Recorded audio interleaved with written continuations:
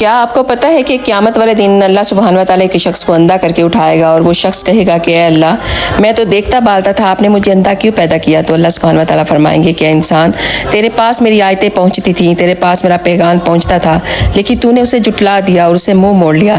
اے انسان تیرے ساتھ ایسا ہی ہونا چاہیے تھا۔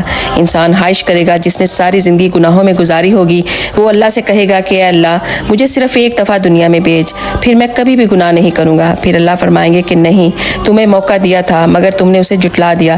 پھر وہ کہے گا کہ اے کاش مجھے میرا نامہ اعمال نہ دیا جاتا، اے کاش میں فلاں شخص کو اپنا دوست نہ بناتا، اے کاش میں اللہ اور اس کے رسول کا رستہ اپناتا، اے کاش میں نے اللہ کے ساتھ کسی کو شریک نہ ٹھہرایا ہوتا۔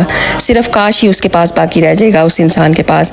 اے انسان تجھے تیرے رب کریم کے بارے میں کس چیز نے غافل کر دیا ہے؟ وہی ہے جس نے تجھے پیدا کیا جبکہ تو ایک بے جان پانی کا قطرہ تھا، اس نے تجھے زندگی دی۔ سبحان اللہ۔ بے شک